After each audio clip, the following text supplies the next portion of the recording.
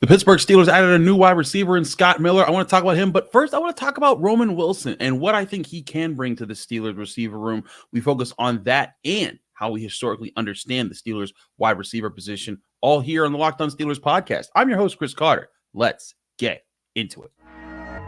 You are Locked On Steelers, your daily Pittsburgh Steelers podcast, part of the Locked On Podcast Network, your team every day.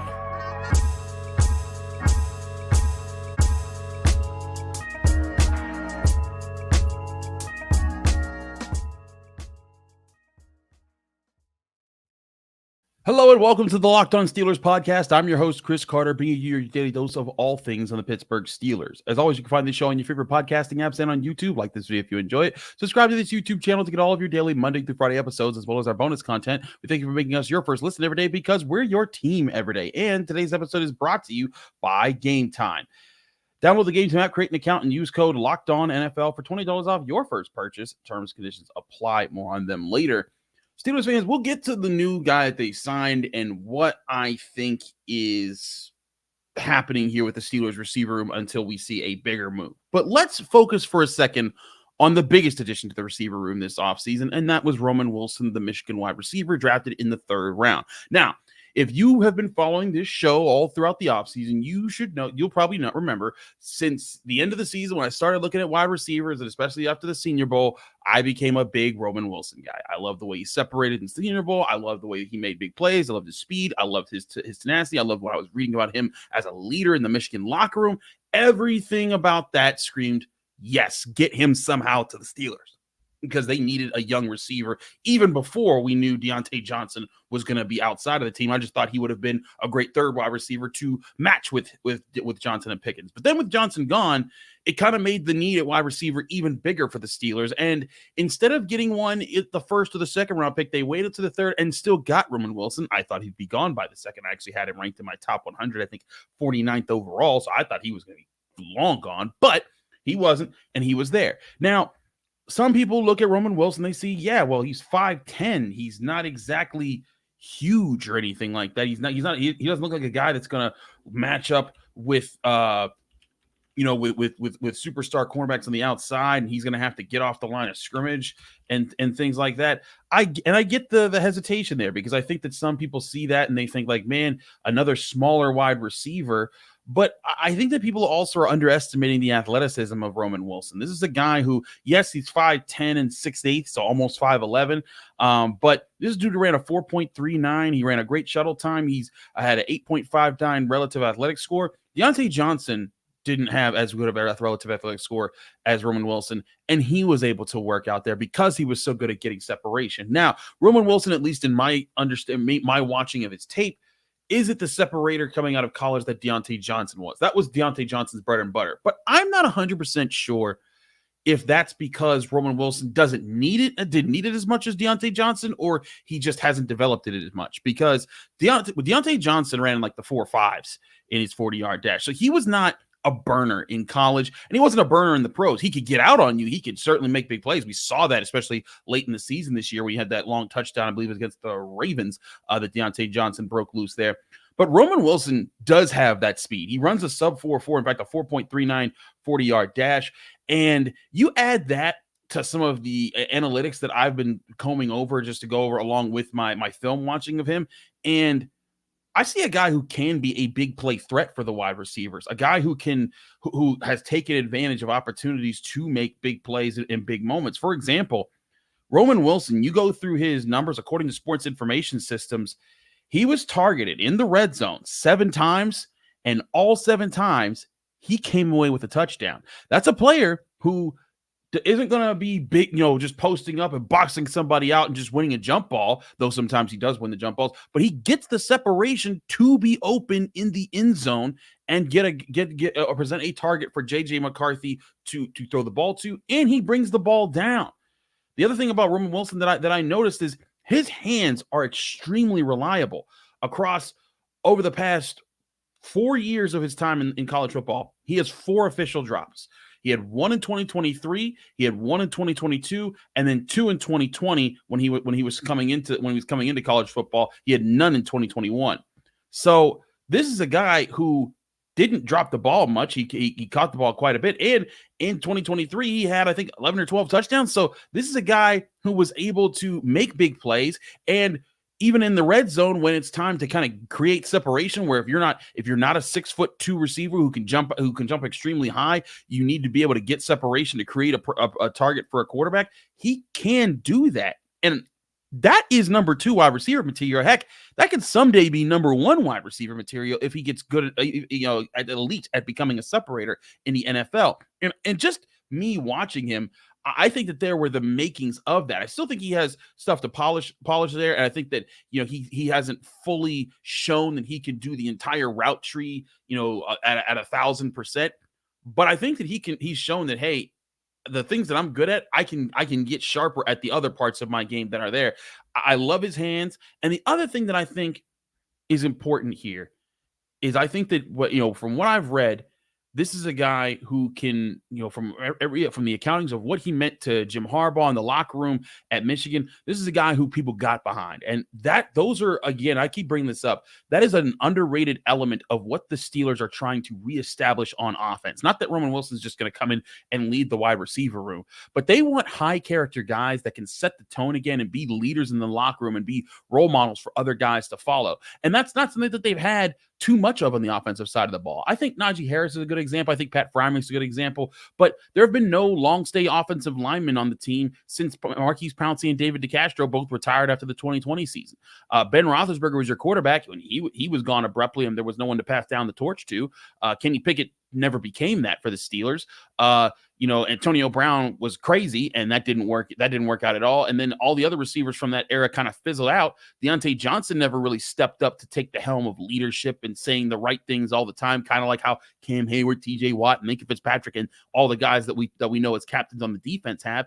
And that's where I think the Steelers, we talked about how I think the Steelers want Russell Wilson to help reset that environment. But I think Roman Wilson can be one of those guys that is part of, once it is being reset, and be part of that era of Steelers, who, if he's becoming a playmaker in the offense, is also becoming a guy that gets everyone in line. Like, hey, let's do this. Let's focus. Let's lock in this week. Let's make sure we're crossing all the T's. We're dotting all the I's. We're taking the extra steps. We're going to be on our game. And setting the tone for, there aren't moments where, a wide receiver on the team like George Pickens misses a block in a key situation and gets his player killed. There aren't moments where, guys lax and then kind of blow it off to the media after the fact, the way Deontay Johnson did sometimes. And I think that's something the Steelers want to get back to on the morale side of things, not just the talent side of things. But again, he has burner speed. He has the ability to separate. He could go up and get the football when within his frame. He has great hands in tough situations. You look at what he's been able to produce. I think that he's a guy who can work out long term for the Steelers, and he can end up maybe surprising people. And I don't think it doesn't mean the Steelers don't need to try to improve at the wide receiver position, but that will be one of the things that I look closely for in rookie camp this week. Granted, rookie camp is just guys running around in shorts. I'm not going to know if this guy is a future Hall of Famer in a couple practices, nor will we know it after OTAs, nor will we know after this training camp. But we'll at least get to see our first glimpses of how smooth is he hitting, or how well is he hitting the ground running for the Steelers as they're heading into the rest of this offseason, as they're getting practices going to kind of feel out who these players are and where they at in their game. That's where I think Roman Wilson has to prove it. But I do like a lot of the things he brings to the table. The Steelers did too. I talked about it after the combine. I think that we talked about how the Steelers seem to be a great match for them. They made it work out. Now it's just about seeing where it goes from there in the Steelers receiver room, especially with George Pickens as your established number 1 right now, guys like Calvin Austin. But now also the Steelers have added another player in Scotty Miller. We'll talk about who that is and how he fits out with the rest of the Steelers depth chart at wide receiver, all next on the Locked On Steelers podcast. I'm your host, Chris Carter. Stick with us. We'll be right back. But first, I want to remind you this show is also brought to you by BetterHelp Therapy Online. If you ever had an extra hour in the day, what would you do with that time? Would you take it to go for a run, read a book, be there for a friend? How about just being there for yourself? That's where BetterHelp therapy can do, because because therapy in general can be very helpful, but BetterHelp therapy not only helps you find the help with professional therapists, but also helps you find the time, because BetterHelp is designed to work around your schedule. I've benefited from good therapy, and that sometimes helped me sort out what are the most important things in my life, so I can go into every day level-headed and approach everything the way that I think it needs to actually happen and deal with obstacles as they come. But BetterHelp has a great app that you can download, and also a website that you can go to, where BetterHelp is offering you all sorts of different therapists who can come out. All you have to do is fill out a brief questionnaire, get matched with a licensed therapist, and if you don't like your fit at first, guess what? BetterHelp Therapy Online allows you to switch therapists at any time for no charge. Learn to make time for what makes you happy with BetterHelp. Visit BetterHelp.com/lockedon to get 10% off your first month. That's BetterHelp, HELP.com/lockedon.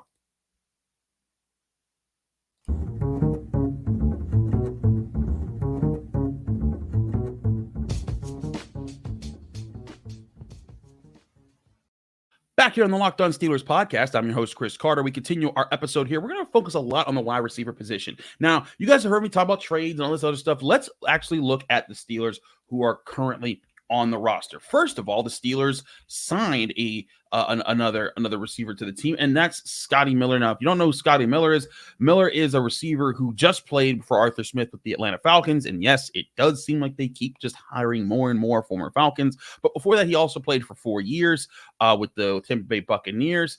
He had a year where he caught 4 touchdowns and 581 receiving yards in 2020. But other than that, he hasn't really been needed to do much there. But you look at his time in the NFL. This is a guy who did win a Super Bowl championship with Tom Brady. When they did it with the Buccaneers, he did make 5 starts in 2020. And he did make plays in that season. Actually, had 501 yards during the season. The 500 and extra were added on in the playoffs. But he's an interesting fit for where you're asking him to be, because he's another smaller, undersized wide receiver, 5'9", 174. That's not exactly turning heads when you're looking at anything. Like, this is not like, for those who are thinking, oh, is this the guy they're trying to put at the number 2 spot? No, it's not. Scott Miller is going to be one of the many players fighting for a receiver spot on this depth chart. And I think all the Steelers are doing right now is they're amassing, until they make a big move, they're amassing all these lesser known talents, less expensive talents, to see if they can just hit a jackpot with one of these guys that work out really well in their system, even for just 1 or 2 years, that they can be the temporary veteran who just fits into the room, and maybe that they don't have to go get a bigger name and trade draft picks or make it, or expand a little bit more in the salary cap. So let's go over some of these players that we're talking about here. We just talked about how the Steelers signed Scott Miller. There's Van Jefferson, who the Steelers signed in the offseason. He was probably the biggest signing of the wide receivers that they brought in. And he's a name. He's a guy who's been a number 2. He does have speed there. You have Quez Watkins, who you brought in, another guy, similar category, never a superstar, never really a star, just kind of worked out with the Eagles. You have Marquez, Callaway coming from the Saints, Dez Fitzpatrick, who's been on the team, Denzel Mims, who was brought in on the team, and then there's other guys like Deuce Watson, Kalon Harris further down the depth chart. But let's focus on some of those names, and then also, of course, Calvin Austin, the 4th round draft pick from 2 drafts ago, who was brought into the team. So let's go with these names. We're going to exclude George Pickens and Roman Wilson, because we're looking at those 2 guys as two of the top guys that are going to be there, whether Roman Wilson is at 3 or 2. But as far as guys who fit here, Van Jefferson, Calvin Austin, Quez Watkins, Scott Miller, Denzel Mims, Dez Fitzpatrick. I'm going to call him Mink at some point. I know it's going to happen. And Marquez Callaway. That is a group of guys that I think the Steelers are saying, like, hey, there's 7 of y'all. If just one of y'all work out to being a really good wide receiver that we can plug in, things have worked out. And then as long as we can get 2 more guys in here that are just decent 4th and 5th options, everything's happy there. And I think that is something interesting to look at here. But another element to look at as far as this group, and we'll also include some of the 2 top guys, is everybody in this receiver room basically that has a shot to play got wheels. And I mean wheels as in speed. You look at George Pickens, who what's funny enough, might be the slowest of the group at 4.47. That's a pretty good time there. But we talked about Roman Wilson ran a 4.39. Guess who also ran a 4.39 out of college? Van Jefferson.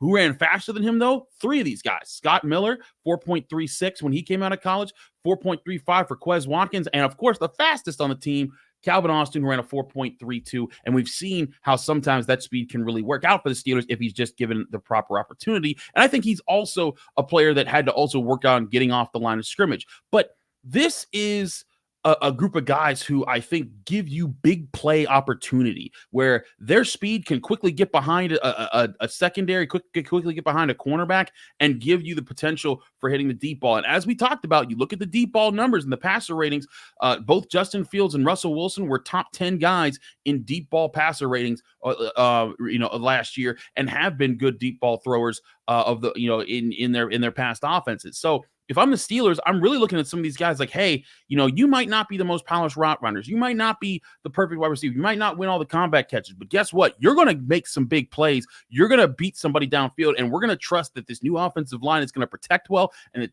one of these two quarterbacks that you just signed, they're going to get the ball to you down the field. That's what I think the Steelers are looking for here. I don't think Scotty Miller is going to make a big, huge splash for the Steelers. I think that he could be the occasional guy that makes the big play. I still am not sleeping on Calvin Austin III developing into a bigger play wide receiver. I think he has the potential there. We said it when he was coming out of college, he had the potential there. I don't know if he's going to fully actualize it, but maybe he takes some steps forward. Maybe he learns how to get off the line of scrimmage better. A lot of it is dealing with better foot fire when he gets off the ball, getting into his release, not allowing people to center up his frame and jam him, guys that are going to be bigger than him. Because again, Calvin Austin, a smaller guy himself, but if he gets that down there, I think that's where the Steelers are able to take steps forward and actually get a big play threat there in their offense. But again, they don't need Calvin Austin to be the guy here. They just need one of these guys to work out as potentially a number two. And if it doesn't work out, then I think a move comes. But don't take the Scott Miller as signing as their effort to actually find the number two wide receiver, and it's like they think their work is done. I think the Steelers are bringing as many guys as they can into the OTAs, into the mini camp. They're going to see who runs well, because as much as we talk about OTAs and football and shorts not mattering too much, the one thing you do get to see is whose footwork is really good in the wide receiver room, because there you can see routes being run. There you might get them matched up against some of the cornerbacks for the Steelers, and you might see them go back and forth there a little bit. That still doesn't include the physicality, but you at least get to see some of that. And I think that might be where the Steelers be like, okay, how far along are some of these guys? How can they be used?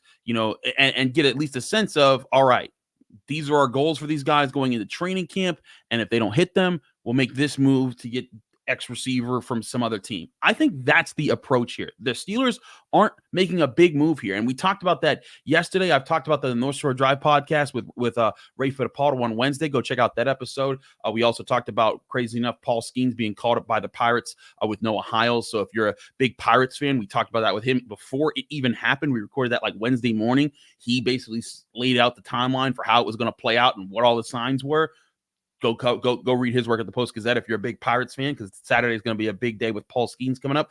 But I want to talk about one of these guys working out here. When you're looking at one of these wide receivers, they're just giving themselves opportunities. And if none of them work out, then go make the move. But this way, the Steelers don't lock themselves into making a trade for a Courtland Sutton when they didn't need to. Because let's say you trade for some Courtland Sutton now and you give up a third-round pick, and then all of a sudden, let's say Van Jefferson and Calvin Austin just blow up in this offense. They're just so awesome. Again, I'm hypothetically speaking. I'm not saying this is what's going to happen. But let's say something like that happens. Then you're like, wait a minute. We didn't need to trade for Courtland Sutton. Why did we do that? Now we're missing a third-round pick for a guy that's going to be on the roster for 2 years and take up salary cap space. Where that third-round pick could have been the next Alex Highsmith, could have been the next Roman Wilson. Who knows? I think that's where the Steelers are. They're waiting to see what the best opportunity is for them to make a move, if they want to make a move. And in the meantime, they're going to amass as many guys as they can, guys that are familiar with Arthur Smith's system, and guys who are really good athletes, and see how can they fit in. who can become something and what does it set up. And if they hit a couple times there, great. If they don't, they go back to the well and they figure that out later. But again, keeping their options open is a very smart thing to do. Now, for my next topic, I want to delve into how we've historically understood the Steelers wide receiver position, because for years, it's just been accepted. The Steelers are just great at drafting wide receiver. The Steelers are just great at drafting wide receivers. And I think that the Steelers have had a lot of success there for sure. But I think it's important to talk about how we've gotten there and where it's going from here, because not only is that the past, but it's also a new front office. We'll talk more about that here on the Locked On Steelers podcast. I'm your host, Chris Carter. Stick with us. We'll be right back. But first, I want to remind you this show is also brought to you by Game Time. Buying tickets to your favorite events shouldn't be stressful, and that's especially with the NBA playoffs. If you're not in Pittsburgh and you're somewhere out there, let me tell you, the NBA playoffs are some crazy action to get into. I told you this Nuggets and Timberwolves series is going to be fire. It's already 2-0 Minnesota, heading back to Minnesota. It is awesome. All those tickets for those events, NHL playoffs, and of course, Major League Baseball can be had right at Game Time, especially if you are in Pittsburgh and you do want to see Paul Skeens get his first game. It's coming up Saturday at PNC Park right here in Pittsburgh. Go get tickets at Game Time. They get amazing deals even on last-minute tickets. If it's the day of and you're like, oh, I didn't think I'd be able to make it, but now I can. Game Time is going to be your best place to go. Download the Game Time app or go to their website, gametime.co, so you can get a chance to see all that. And if also before that even happens, don't forget, WWE Friday Night SmackDown is coming to Pittsburgh Friday night, May 10th this weekend. Go get your tickets there at Game Time, as well as all tickets to your sports, music, comedy, and theater events near you. Snag the tickets without the stress with Game Time. Download the Game Time app, create an account, and use code LOCKEDONNFL for $20 off your first purchase, or go to the website, gametime.co. Terms and conditions apply. Create an account, redeem code LOCKEDONNFL for $20 off. Download Game Time today. Last minute tickets, lowest price, guaranteed.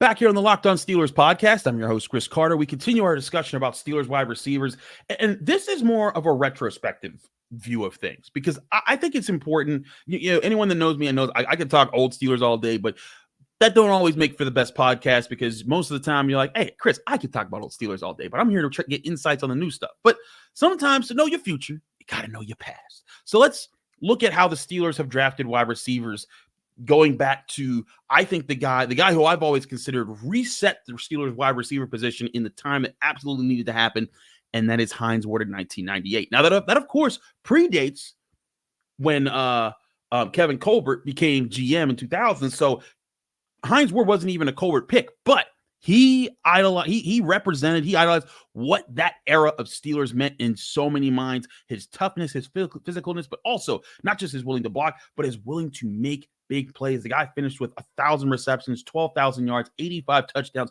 Were it not for Antonio Brown, he would maybe have a claim to being the best Steelers receiver of all time. I know some people say Stallworth and Swan were better, but in different eras, blah, blah, blah.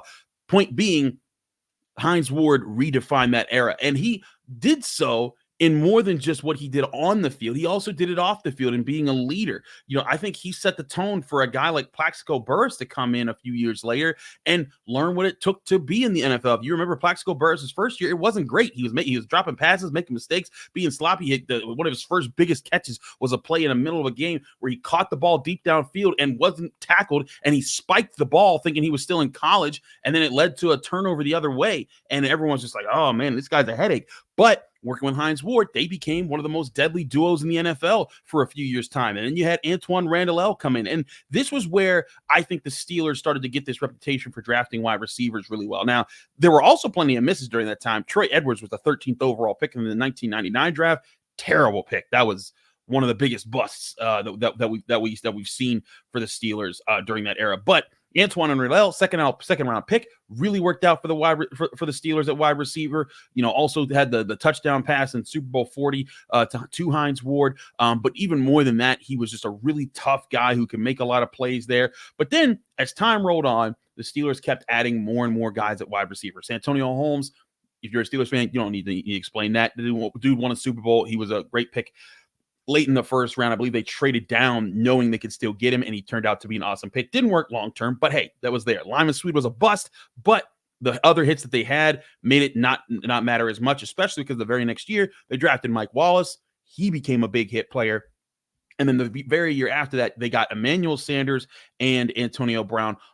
The Sanders and Wallace 3rd-round picks, Brown a 6th-round pick. And I think that's where it just kind of cemented the Steelers. Like, okay, we get it. You're good at drafting wide receivers because you keep doing it. And then, of course, they would add Marcus Wheaton, Martavis Bryant in the coming years, never needing to spend too high at wide receiver and still finding guys there. Now, there was the run of from 2017 to 2020. They just kept drafting wide receivers in the 2nd and 3rd round. Juju Smith-Schuster, who initially was a great pick in the 2nd round, then he had a knee injury, kind of derailed his career, and he became a lesser player. James Washington, that was a bust. That never worked out, but Deontay Johnson, certainly worth a 3rd-round pick. Chase Claypool in his first year looked awesome, and then after that just completely fell off a cliff. Now he's with the Buffalo Bills. We'll see how that plays out.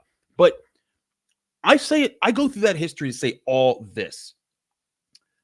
This is now a time where things are being reset as far as what was understood to be a good or great Steelers wide receiver, particularly because after the Antoine Randall pick, when we started to get into Santonio Holmes, we started to get into Mike Wallace, Limas Sweed, like that era of guys. And then when we saw, Antonio Brown, Emmanuel Sanders, what did all of those guys have in common? They were coming into an offense that knew it had its franchise quarterback in Ben Roethlisberger, and that made things so much easier to adjust to because you could just follow that guy. You could work with him. You knew what you had, and that was what was going to work with every day.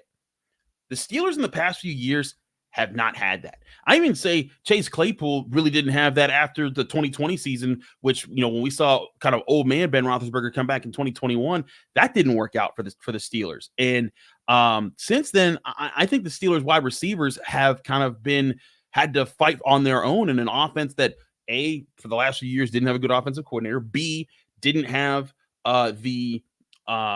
didn't have the big name quarterback who was in his prime to kind of lead the way for them and give them bigger opportunities for bigger plays.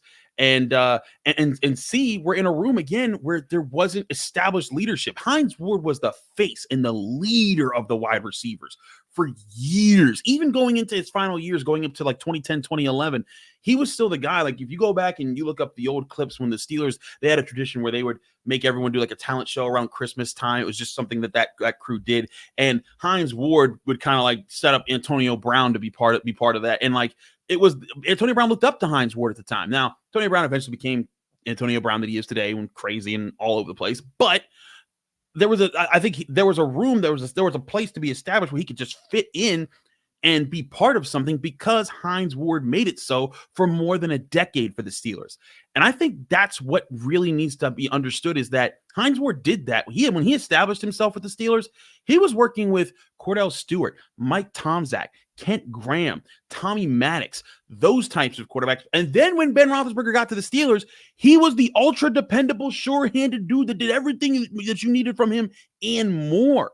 And he was a blocker. And he set the tone. Like if you go back and watch the 2008-2009 AFC Championship game against the Ravens when Limas Sweed drops a wide open touchdown pass. And if he catches that pass, it's a touchdown, walk in. The Steelers might blow the Ravens out with that touchdown pass. He drops it. He's sulking. He's like down in his field. And Hines Ward like pulls him up. He says, "Hey, Sweet, come here.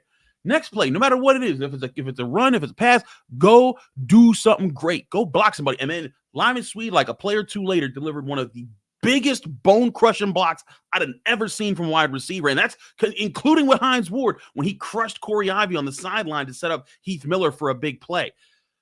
That's the kind of stuff that Hines Ward inspired. If Limas Sweed was remembered for nothing else positive for the Steelers, that one block that he did was because Hines Ward dug in his butt when he messed up in the game there. So I think the Steelers need somebody like that in the wide receiver room. Now, George Pickens doesn't appear to be that. George Pickens has a hard time seeming to accepting accountability for himself. Like he wouldn't even admit that he messed up when he didn't throw the block for Jaylen Warren after the Colts game, and that was a touchy subject. Now, he came out and he improved according to what we know. The Steelers, he turned a new leaf, shortly after that. And, we saw him, I think it was in the Bengals game or the Seahawks game where he threw a big block for Jaylen Warren. You can even see him saying, see, I did it that time. But I think the Steelers need somebody in this receiver room who's going to reset the things much like Hines Ward did, who's going to go get his, regardless if the Steelers have a Hall of Fame quarterback or not back there. Because let's face it, maybe Russell Wilson may actually be a Hall of Fame quarterback, but they're getting in the back end of his career. The Steelers aren't sure what their future quarterback situation looks like, just like they weren't sure back when Hines Ward was coming into the team. But if Roman Wilson, and I come back to him because if he's the leader for the Steelers like he was at Michigan, if he brings the toughness, the reliable hands, the speed, if he puts that all together and he sets a tone and he helps be part of reestablishing the positive culture in the offense, that will go a long way to what the Steelers need to get back to being a competitive offense, because let's face it, they just haven't been in the past few years. But they've had talented wide receivers, but if they have talented wide receivers that set the tone for everyone else on offense, that a leader among that group, and you can still have a leader and then just a really great playmaker. That's what Hines Ward was with the Plaxico Burress, and then eventually with Santonio Holmes, and then eventually with like Mike Williams and Antonio Brown. Granted, Antonio Brown came later after Hines Ward was gone, but I think that's where Roman Wilson could be. George Pickens is still a heck of a talented guy that I think the Steelers shouldn't just turn their back on just because there's been some bumpy spots in the road or with his time with the media. I think what needs to happen is the Steelers need to challenge this group to be better. Zach Azenine, the new receivers coach, I think he's got to come in. He's got to challenge these guys, see who steps up, not just on the field but in the practices, to get sharper at their game, pushes them. And if he finds Roman Wilson can be that guy and be that leader that people center around, I think that could be the big step that changes things for the Steelers wide receivers. Or who knows? Maybe he gets that out of George Pickens. It would be a huge story if he did, because George Pickens hasn't shown that kind of leadership qualities yet, but it would be a heck of a turn and another way the Steelers can reset everything in this offense, especially in their passing game. So going through all that, I think the Steelers wide receivers, there's still a good chance. I think they add a significant piece later in the offseason, but they want to see what this group has right now, because there's a lot of new faces and a lot of unproven faces, even some of the ones that aren't new, like Calvin Austin, who they're going to want to see how they play out before they make a big move. Thanks again for tuning into the Locked On Steelers podcast. I'm your host, Chris Carter. Follow me on Twitter and Instagram at Carter Critiques. Read my work at the Pittsburgh Post-Gazette, post-gazette.com. Find me here at the Locked On Steelers podcast every day, Monday through Friday, breaking down your Pittsburgh Steelers right here on the Locked On Steelers podcast. We'll see you tomorrow as we finish out the week and we get you ready for rookie camp.